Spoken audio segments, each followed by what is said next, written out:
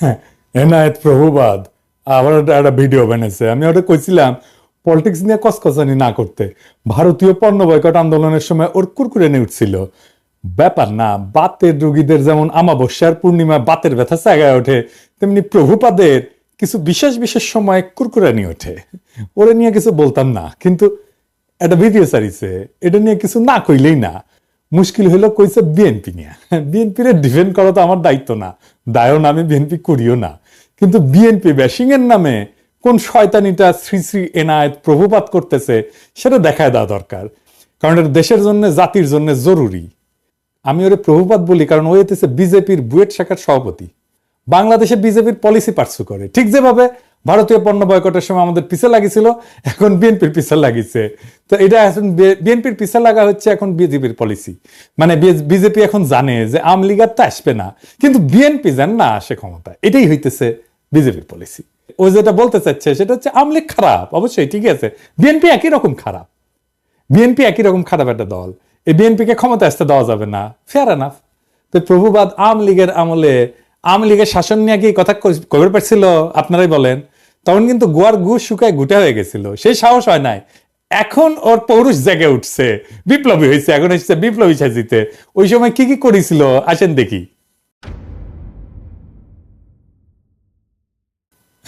পদ্মা সেতু নিয়ে বই লিখেছিল।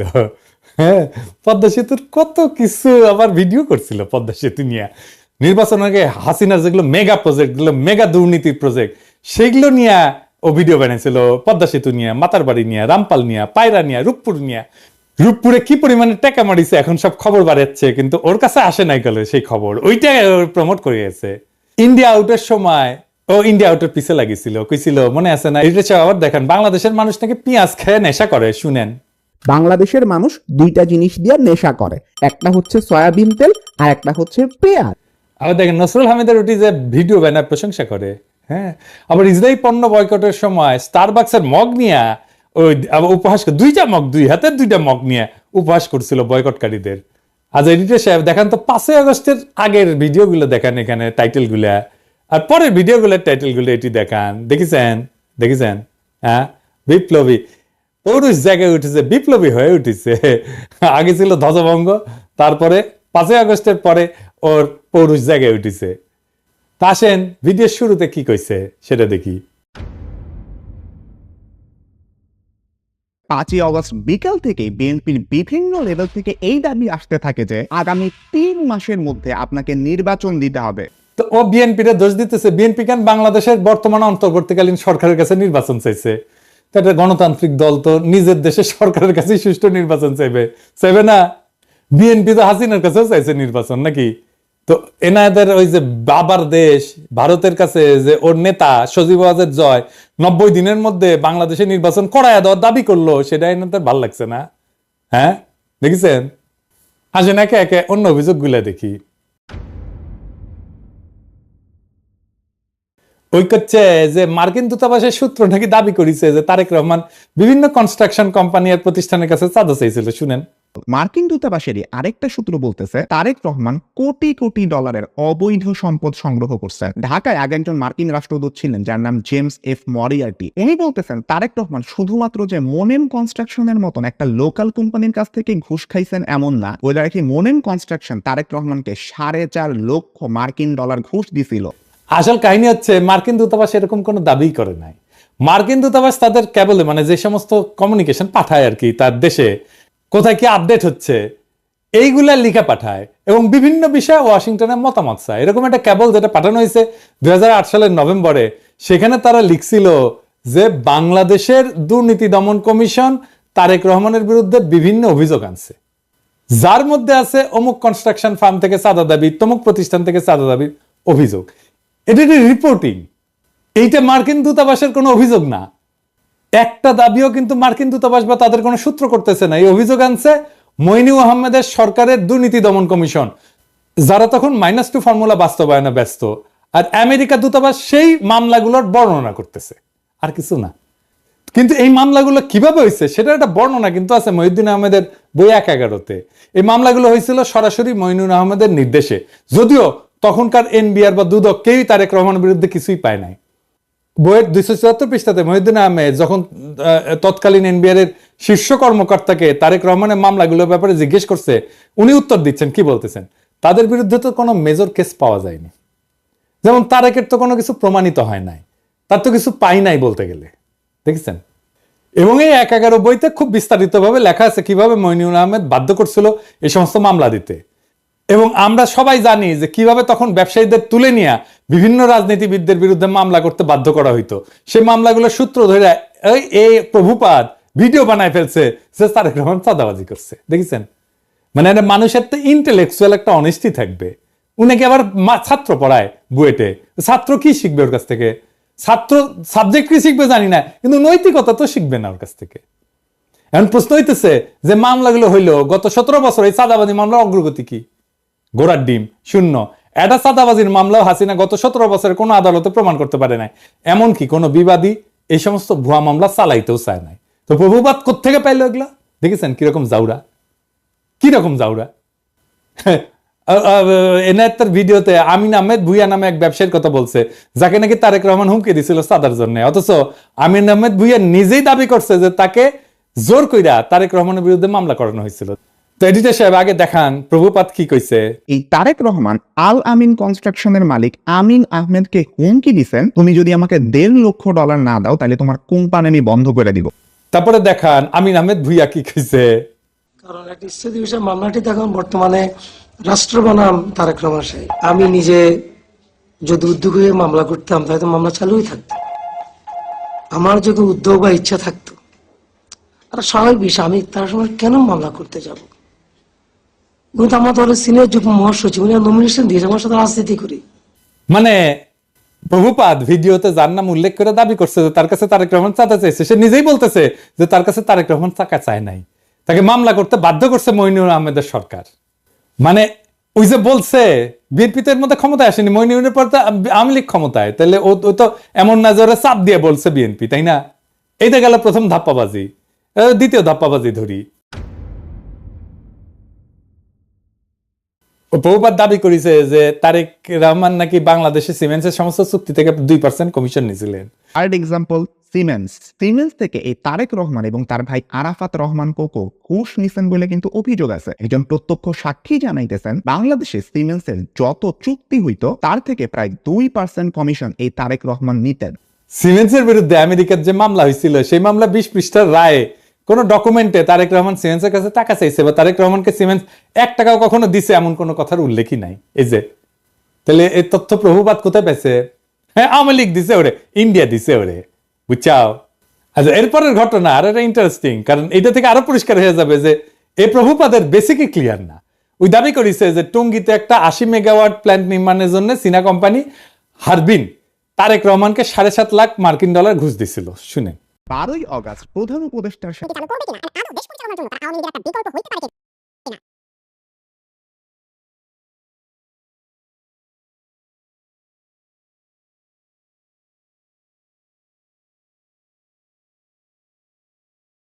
আসল কথা হচ্ছে হারবিন একটা টেন্ডার প্রক্রিয়াতে সর্বনিম্ন বিডার হিসেবে 2002 সালে মনোনীত হয়েছিল। এই দরপত্র নিয়ে কোনো মামলা হয়নি কখনোই। তাই হারবিনকে কাজ দিতে তারেক রহমান ঘুষ দিছিল দাবি ভুয়া, কারণ যার টেন্ডার সর্বনিম্ন হয় সে তো এমনি কাজ পাবে। মামলাটা আসলে কি ছিল? মামলাটা ছিল হারবিন এবং তাদের বাংলাদেশের পার্টনার নির্মাণ কনস্ট্রাকশনের টঙ্গীর বেসিক শিল্পনগরীতে যে পাওয়ার প্ল্যান্ট বানানোর কাজ পায় সেটার ওয়ার্ক অর্ডার নিয়ে। খাদিজা বেগম গিয়াসউদ্দিন আল মামুনকে দিয়ে পাওয়ার প্ল্যান্টের ওয়ার্ক অর্ডারটা তাড়াতাড়ি বের করে আনে। তো এটা কনসালটেন্সি ফি হিসেবে কিছু টাকা দিছিল বলে খাদিজা বেগম নিজে দাবি করছে আদালতে। খাদিজা বেগম পুরা মামলা কোথাও বলেন নাই যে এই টাকা তারেক রহমান খাদিজা বেগমের কাছে চাইছে বা দিতে বাধ্য করছে। তাই 2013 সালে এই মামলায় তারেক রহমানের নাম ছিল, কিন্তু তারেক রহমানকে খালাস দেয় আদালত। মানে হাসিনার আমলে তারেক রহমান আদালত থেকে খালাস পায়, হাসিনার আমলে। কিন্তু যে বিচারক খালাস দেয় সে আবার খালাসের রায় দিয়ে দেশে থাকতে পারে নাই, তারা এসকে সিনহার মতো দেশ ছাড়া করে বাধ্য করা। উনি মানে ফিনল্যান্ডে আছেন। এরপর প্রভুপাদ দাবি করেছে যে তারেক রহমান নাকি বসুন্ধরা গ্রুপের কাছ থেকে 21 কোটি টাকা নিয়েছিল একটা মামলার বিচার প্রভাবিত করতে। বসুন্ধরা গ্রুপের মালিকের একজন ছেলে আছে, নাম হচ্ছে শাফিয়াত সোবহান স্থানভীর। এ কিন্তু আনভীরেরই ভাই। আর বিরুদ্ধেও একটা খুনের মামলার বিচার প্রভাবিত করতেও তারেক রহমান 21 কোটি টাকা নিয়েছিলেন বলে অভিযোগ আছে। এই গল্পটা তখন ডিজিএফআই বানায় পেপারগুলোকে খাওয়াইছিল, যেটা 2016 সালে ডেইলি স্টারের মাহফুজ আনাম নিজেই স্বীকার করছে। সে বলছে ডিজিএফআই বানানো গল্প ছাপানোতে তার ব্যাড এডিটোরিয়াল জাজমেন্ট ছিল। ভুয়া গল্পটা হাসিনার ইন্ডিয়ার দালাল এনায়েত আজকে ওই জেনজিদের খাওয়াইতে আসছে, কোন ধরনের রিসার্চ না কইরাই কিরকম জাউরা দেখেন। আকবর সোবহান সাহেবের ছেলেকে বাঁচানোর জন্য তারেক জিয়া এত কোটি টাকা দিচ্ছে, একদম ফিগারটা সব উল্লেখ ছিল, 50 কোটি টাকা দিচ্ছে। এটা খুব সুন্দর। তুমি প্রথমে তোমাকে বলতে হবে ডেইলি স্টারে ছাপা হয় না, শুধু প্রত্যেকটা আপনারা লিড করেছেন এটা। না প্রত্যেকটা, আই ডোন্ট রিমেম্বার দ্যাট। না আমার মনে আছে না, এই প্রত্যেকটা কাগজে ওটা ছেপেছে। আমি মনে করি যে আমার সাংবাদিকতার সময়ে, ওই সময়ে ডিজিএফআই এর দেওয়া নিউজ আনসাবস্টেন্টেটেড, আমি যেটা ইন্ডিপেন্ডেন্টলি প্রমাণ করতে পারি নাই, ওটা আমি লিখেছি, ইন্ডিপেন্ডেন্টলি ভেরিফাই করতে পারছি না। কিন্তু তুমি যদি আমাকে জিজ্ঞেস করো আমার সাংবাদিক জীবনে, এডিটরের জীবনে, ওটা হচ্ছে একটা বিরাট ভুল। আমি ভুল করেছি। ওই সময় ডিজিএফআই এর দেওয়া নিউজ আমার ছাপানো উচিত হয়নি। ইট ওয়াজ এ ব্যাড এডিটোরিয়াল জাজমেন্ট। আমি অপকটে স্বীকার করি। কিন্তু ঘটনা হচ্ছে যে যতগুলো দুর্নীতির অভিযোগ আনছে তারেক রহমানের বিরুদ্ধে, সবগুলো 111 সরকার, এবং 111 তো আপনারা জানেন এটা ইন্ডিয়ার সরকার ছিল, তাই না? এই 111 সরকার ইন্ডিয়া হাতে বাংলাদেশকে তুলে দেয়। এই যে ওই সময় 111 ডিজিএফআই মানে যারা আসলে ইন্ডিয়ার বানানো জিনিস, বানানো তরকারি খাওয়াইছিল, সেই জিনিসটা খাওয়াইতেছে প্রভুপাদ আইসকা জেনজিদের। এবার আসেন খাম্বানিয়া মিথ্যাচারের আলাপটা করি। ওই 111 সরকারের সময় খাম্বা দুর্নীতি সহ বিদ্যুৎ খাতের দুর্নীতি তদন্তে ওরিব ইউনিভার্সিটি বুয়েটের সাবেক ভিসি আব্দুল মতিন পাটোয়ারির নেতৃত্বে একটা তদন্ত কমিটি তৈরি করা হয়েছিল। সেই রিপোর্টটা পর্যন্ত এখনো প্রকাশ হয়নি। খোঁজ নিয়ে জানা যায় যে এই সময় 100 কোটি টাকা মূল্যের খুঁটি সংগ্রহ করছে এরকম 4টা প্রতিষ্ঠান ছিল। এর মধ্যে 3টেই ছিল আওয়ামী লীগ সমর্থিত ঠিকাদারি প্রতিষ্ঠান। এই 5 বছরে আরইবির মোট খুঁটির বেশিরভাগ সরবরাহ করে আওয়ামী লীগ সরকারের সমর্থক ব্যবসায়ী কাজী শাহাদ আহমেদের মালিকানাধীন জেনকম গ্রুপের 5টা প্রতিষ্ঠান। এই গ্রুপ একাই 511 কোটি 30 লাখ টাকার কাজ পায়। এছাড়া আওয়ামী লীগ সরকারের সময় আরইবির খুঁটির পুরাটাই যোগান দেয় এই প্রতিষ্ঠান। 2002 থেকে 2003 সাল বিএনপি সমর্থিত ঠিকাদারদের ছোট ছোট আরো কয়েকটা প্রতিষ্ঠান কাজ পেলেও 100 কোটি টাকার মতো কাজ করছে গিয়াসউদ্দিন আল মামুনের মালিকানাধীন খাম্বা গ্রুপের 2টা প্রতিষ্ঠান। তবে জোট সরকারের 5 বছরের প্রথম 1 বছর এই প্রতিষ্ঠান কিন্তু কোনো কাজ পায়নি। জোট সরকারের 5 বছরে আরইবির লাইন অধিগ্রহণের আওতায় মোট 879 কোটি 31 লাখ 22 হাজার টাকার কংক্রিট খুঁটি কেনা হয়। এর মধ্যে জেমকন গ্রুপের 5টা প্রতিষ্ঠান খুঁটি সরবরাহ করে 511 কোটি 30 লাখ টাকার, কনফিডেন্স গ্রুপ সরবরাহ করে 119 কোটি 79 লাখ টাকার খুঁটি, খাম্বা গ্রুপের 2টা প্রতিষ্ঠান সরবরাহ করে 102 কোটি 10 লাখ টাকার খুঁটি। এবার এই যে সে পাশে লেখেন তো, কন্টেক্ট গ্রুপ সরবরাহ করে 85 কোটি 4 লাখ টাকার। এছাড়া টেস্কো পাওয়ার লিমিটেড 24 কোটি, রয়্যাল গ্রিন 13 কোটি, লুমেক রুম্বার 20 কোটি ও এবং অন্য একটা প্রতিষ্ঠান নাম ভুলে গেছি 25 লাখ টাকার একটা খুঁটি সরবরাহ করে। 2003-4 সালে আরইবির মোট খাম্বা কেনে 214 কোটি টাকার। এর মধ্যে জেমকন 104 কোটি, মানে অর্ধেকেরই। খাম্বা 41 কোটি, কনফিডেন্স 31 কোটি, কন্টেক্ট 26 কোটি, টেস্কো পাওয়ার 20 কোটি, রয়্যাল গ্রিন 5 কোটি টাকার কাজ পায়। 2004-5 সালে আরইবির মোট খুঁটি কেনে 194 কোটি টাকা। এর মধ্যে জেমকন 87 কোটি টাকা, খাম্বা মাত্র 29 কোটি, কনফিডেন্স 27 কোটি, কন্টেক্ট 21 কোটি, রয়্যাল গ্রিন 5 কোটি টাকা, অন্য একটা কোম্পানি 2 কোটি টাকার কাজ পায়। 2005-6 সালে 127 কোটি টাকা কাজের মধ্যে জেমকন 68 কোটি, খাম্বা 25 কোটি, কনফিডেন্স 25 কোটি, কন্টেক্ট 11 কোটি, রয়্যাল গ্রিন 2 কোটি টাকার কাজ পায়। তাহলে দেখা যাচ্ছে খাম্বার সাথে দুর্নীতিতে ওতপ্রোতভাবে জড়িত ছিল আওয়ামীপন্থী ব্যবসায়ী কাজী শাহাদের জেমকন, তাই না? হিসাবটা কি বলে? হিসাব তো পাক্কা হিসাব, আপনি নিয়ে আসতে পারেন, এখনো নিয়ে আসতে পারেন, এইসব তো সরকারের কাছেই আছে। তো খাম্বা কি প্রভুপাত তোর পাশাই ঢুকাইছে? হ্যাঁ, খাম্বা বেচলো আওয়ামী লীগ আর প্রভুপাতের পশ্চাতে ঢুকলো বিএনপির খাম্বা। হ্যাঁ, এবার আসেন জিয়া অরফানেজ ট্রাস্ট নিয়ে কথা কই। 6 number example, Zia orphanage trust fund আছে যেখানে এতিমদের জন্য টাকা আসে। ওই ফান্ডের অ্যাকাউন্ট থেকেও 2 কোটি টাকা হাতে আনেন এই তারেক রহমান। উনি তার নিজ শহর বগুড়াতে একটা জমি কেনার জন্য এই ট্রাস্টের তহবিলের টাকা ইউজ করে। ওই দাবি করেছে যে জিয়া অরফানেজ ট্রাস্ট ফান্ডের অ্যাকাউন্ট থেকে 2 কোটি টাকা হাতায় নিয়ে তারেক রহমান বগুড়া একটা জমি কিনছিল। সত্য ঘটনা হচ্ছে তারেক রহমান কোনো টাকা হাতায় নিয়ে জমি কিনে নাই, এই জমি কেনা হয়েছিল জিয়া অরফানেজ ট্রাস্টের নামে। দেখেন, যেটাই মামলার রায় বলা আছে তারেক রহমান অরফানেজ ট্রাস্টের টাকায় নিজের নামে কোনো জমি কেনে নাই, এটা হাসিনার আদালতও বলে নাই, কোনোদিন দাবিও করে নাই, কিন্তু হাসিনা আর ইন্ডিয়ার দালাল এনায়েত প্রভুপাদ দাবি করেছে। এবার আসেন রাজনৈতিক ষড়যন্ত্র নিয়ে আলাপ করি। দ্বিতীয় এক্সাম্পল, 10 ট্রাক অস্ত্র। বাংলাদেশের ইতিহাসে সর্ববৃহৎ অস্ত্র আর গোলা বারুদের চালান আটক করা হয় 2004 সালের 1 এপ্রিল রাতে। তো প্রভুপাদ হঠাৎ কইরা দুর্নীতি বিশেষজ্ঞ থেকে রাজনৈতিক ষড়যন্ত্র বিশেষজ্ঞ হয়ে গেল, ব্যাখ্যা করতে আসছে 10 টাকা অস্ত্র মামলা নিয়ে। তো 10 টাকা অস্ত্র মামলার ব্যাপারে আমাদের প্রভুপাদের দেখা যাচ্ছে যে আমাদের দেশের মানুষের উপরে ভরসা কম, তাই সব সূত্র হচ্ছে ভারতীয় গোয়েন্দারা, যারা 10 টাকা অস্ত্রের দোষ চাপায় বাংলাদেশকে বিপদে ফেলতে বদ্ধপরিকর ছিল। এখানে যদি বিএনপির কোনো ভুল থাকে তাহলে কি বর্তমান অন্তর্বর্তীকালীন সরকারের প্রধান উপদেষ্টা ডক্টর ইউনূসকে একইভাবে দোষারোপ করা যাবে না? উনিও তো ভারতের টিভি মিডিয়া এনডিটিভির সাথে সাক্ষাৎকারে বলছেন বাংলাদেশকে ভারত অস্থিতিশীল করতে চাইলে ভারতের 7 সিস্টার অক্ষত থাকবে না, বলছে না? তাইলে ভারতকে চাপে রাখার ব্যাপারে পররাষ্ট্রনীতি কি বিএনপির ভুল ছিল? এই নীতির কারণে বিএনপির ভোট পেতে বাধা থাকবে কেন? আবার নিজেই বলছে যে বিএনপি ক্ষমতা আঁকড়ে ধরে রাখতে চায়নি, সেটা কি প্রমাণ করে না যে বিএনপি গণতন্ত্র চাইছে বারবার?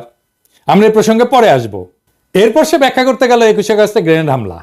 এও দাবি করেছে যে মুফতি হান্নান নাকি 2004 সালের 14 আগস্ট হাওয়া ভবনে বসে পরিকল্পনা করছে। আমরা 21 আগস্ট বোমা হামলা। ডেইলি স্টারের 2009 সালের একটা রিপোর্টের মতে 2004 সালের 14 আগস্ট রাতে হাওয়া ভবনে বসে স্বরাষ্ট্র প্রতিমন্ত্রী বাবর, উপমন্ত্রী পিন্টু সহ জঙ্গি সংগঠন হুজির নেতারা বৈঠক করে শেখ হাসিনাকে গ্রেনেড হামলার মাধ্যমে মেরে ফেলার পরিকল্পনা করে। তো এইবার একটু মুফতি হান্নানের জবানবন্দিটা দেখি তো। মুফতি হান্নান 21 আগস্টের গ্রেনেড হামলার ব্যাপারে 2টা জবানবন্দি দিয়েছে। প্রথমটা 2007 সালে, যেটার ভিত্তিতে মামলা বিচার শুরু হয়ে গেছিল, কিন্তু সেই জবানবন্দিতে তারেক রহমানের হাওয়া ভবনের নাম নিশানাও ছিল না। এই জন্য শেখ হাসিনা 2009 সালে মুফতি হান্নানকে রিমান্ডে নিয়ে নির্যাতন করিয়া তারেক রহমানের হাওয়া ভবনের নাম বের করার দায়িত্ব দেয় তার বিশ্বস্ত দালাল আব্দুল কাহার আকন্দকে। এরপরে 120 দিন রিমান্ডে নির্যাতনের পর মুফতি হান্নানকে দিয়া জোর কইরা 2011 সালে বলানো হয় যে এই হামলার আগে সে হাওয়া ভবনে তারেক রহমানের সাথে দেখা করছিল। এই জন্য 2024 সালের নির্বাচনে আব্দুল কাহার আকন্দকে হাসিনা নৌকা মার্কা প্রার্থী করে। এই দেখেন, এই নির্বাচনে আওয়ামী লীগ থেকে আমাকে নৌকা মার্কা প্রদান করা হয়েছে। আমাদের জাতির জনক বঙ্গবন্ধু শেখ মুজিবুর রহমান ও তার পরিবারের সকল সদস্য, একমাত্র মাননীয় প্রধানমন্ত্রী শেখ হাসিনা এবং তার বোন শেখ রেহানা বাদে সবাইকে হত্যা করা হয়েছে। এমনকি 10 বছরের শিশু রাসেলকেও হত্যা করা হয়েছে। আপনারা জানেন 21 বছর সংগ্রাম করে এই মাননীয় প্রধানমন্ত্রী 1996 সালে আবার ক্ষমতায় আসেন। ক্ষমতায় আসার পর বঙ্গবন্ধু হত্যা মামলা রুজু হয়। এতদিন এই হত্যা মামলা রুজু করতে দেওয়া হয়নি এবং সেই মামলার তদন্তভার আমাকে দেওয়া হয়। সেই মামলাটিও আমি পরবর্তী তদন্ত করি এবং সঠিক পথে নিয়ে আসি। এই সমস্ত মামলা করার কারণে আমাদের আওয়ামী লীগ, যেটা একটি পুরাতন দল, সেই আওয়ামী লীগকে ধ্বংসের মুখ থেকে রক্ষা করা সম্ভব হয়েছে এবং আওয়ামী লীগের রাজনীতিকে টিকিয়ে রাখার ব্যবস্থা করা হয়েছে। আমাদের মাননীয় প্রধানমন্ত্রী আমাকে নৌকা মার্কা দিয়েছেন। এইদিকে মুফতি হান্নান এই জবানবন্দি দেওয়ার সাথে সাথে প্রত্যাহারেরও কিন্তু আবেদন করে। এই জবানবন্দি ছিল পুরাই বানোয়াট। আমি বলবেন যে আপনি বললেই বানোয়াট হয়ে যাবে, আছে না একটা জিনিস দেখি, মজার জিনিস। এটা বানোয়াট কেন? মুফতি হান্নান কবে কত তারিখে হাওয়া ভবনে তারেক রহমানের সাথে দেখা করতে গেছিল সেটা মনে করতে পারে নাই, তাই তার সাক্ষ্যে লেখা ছিল তারিখ এবং সময় মনে পড়ছে না। অথচ হাওয়া ভবনে তার বৈঠক ছাড়া বাকি সমস্ত ঘটনার তারিখ সহ বিস্তারিত বর্ণনা করছে মুফতি হান্নান। শুধু হাওয়া ভবনের মিটিংটার তারিখ তার মনে নাই। এখন আসেন একটা আদালত কিভাবে কাজ করে বোঝায়, কারণ হাসিনার আর মোদির ঘেটুপুত্র এনায়েত প্রভুপাদ আবার এগুলো বুঝবে না। আদালতে একটা মামলা যাওয়ার আগে পুলিশ তদন্ত করে সম্ভাব্য দায়ী ব্যক্তিদের নামে চার্জশিট দেয়। এরপর আদালত এই চার্জশিট গ্রহণ করে বিচার শুরু করে। বিচারে বাদী এবং বিবাদী পক্ষ তাদের পক্ষে সাক্ষী হাজির করে। এছাড়া আসামিদেরকেও হাজির করা হয়। সবাইকে 2 পক্ষের আইনজীবীরা জেরা করে, মানে বিভিন্ন প্রশ্ন জিজ্ঞেস করে ঘটনার সত্যতা নির্ধারণের চেষ্টা করে। এই জেরার পর সবার যুক্তি তর্ক শুনে আদালত রায় দেয়। এখন খালি মুফতি হান্নান কেন, তার বাপও যদি জবানবন্দি দেয় যে তার 21 আগস্টে বোম মারছে তারেক রহমানের কথায়, কিন্তু আদালতের জেরায় যদি প্রমাণ হয় তাদের দাবি মিথ্যা, তারা খালাস পেয়ে যাবে। আর যদি তাদের জেরা করার কোনো সুযোগই দেওয়া না হয়, সেটা হচ্ছে একটা ক্যাঙ্গারু কোর্ট, যেখানে কোনো সুষ্ঠু বিচার হয় না। তাহলে যেখানে 21শে আগস্টের এই পুরা মামলায় মুফতি হান্নানের জবানবন্দির উপর তৈরি, সেই মুফতি হান্নানকে এই মামলায় জেরারই সুযোগ দেওয়া হয় নাই, বুঝছেন? জেরা করার ঠিক আগে মুফতি হান্নানকে ফাঁসিতে ঝুলায় খুন করে শেখ হাসিনা, যেন এই ঘটনার পিছনের সত্য সামনে না আসে। বুঝছেন তো কি রকম ক্যাঙ্গারু কোর্ট, কি আদালত, কি রায়, কি বিচার হয়েছে? মুফতি হান্নানের জবানবন্দি ছাড়া এই মামলার বিচারিক প্রক্রিয়াতে কেউ দাবি করে নাই যে হাওয়া ভবনে কোনো মিটিং হয়েছিল, যেখানে এই হামলার সিদ্ধান্ত নেওয়া হয়েছিল। আর মুফতি হান্নানকে অকথ্য নির্যাতন করে একটা জবানবন্দি আদায় করলে সে জবানবন্দির কোথাও এই মিটিং এর তারিখের উল্লেখ নাই, আগে বলছি। কিন্তু হাসিনার দালাল, ইন্ডিয়ার দালাল এনায়েত প্রভুপাত জেনে গেছে যে মিটিং ঠিক 14ই আগস্ট হয়েছিল।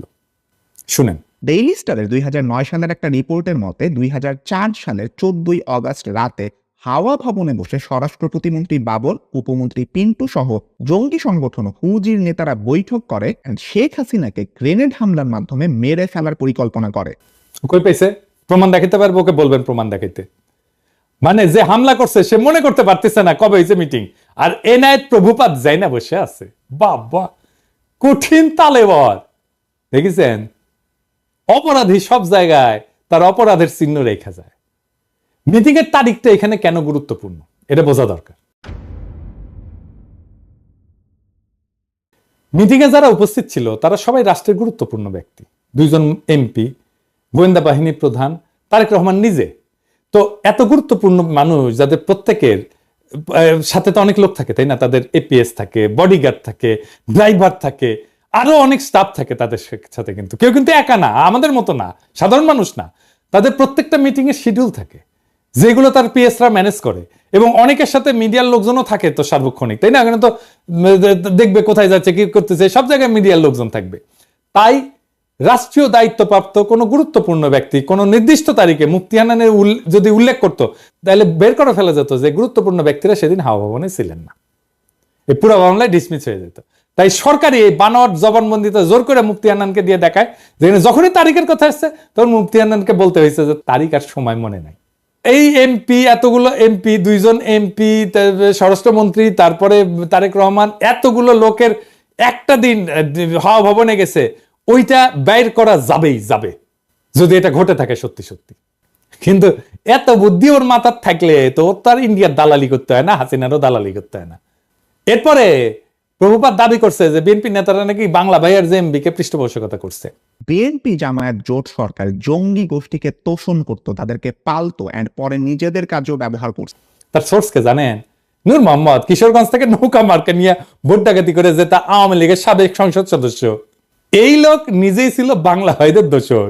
আলী রিয়াজের যে Islamic militancy Bangladesh complex web, এই বইয়ের 52 পৃষ্ঠায় উল্লেখ আছে নূর মোহাম্মদ 2004 সালে রাজশাহী রেঞ্জের ডিআইজি হিসেবে গণমাধ্যমকে বলছিল যে বাংলা ভাই এবং তার বাহিনী বামপন্থী সরবরাহদের ধরতে সাহায্য করছে, এবং তিনি নিজেই স্থানীয় পুলিশ বাহিনীকে নির্দেশ দিয়েছেন তাদের সহায়তা করতে। তাহলে দেখেন বাংলা ভাই আসলে কারা সাহায্য করছে। তো এইসব কইরা বিএনপি কে বিপদে ফেলে আওয়ামী লীগের নমিনেশন যেটা ভোট ডাকাতকে সূত্র ধরে এনায়েত প্রভুপাত বলতেছে যে বিএনপির নেতারা নাকি জঙ্গিদের পৃষ্ঠপোষকতা দিচ্ছে।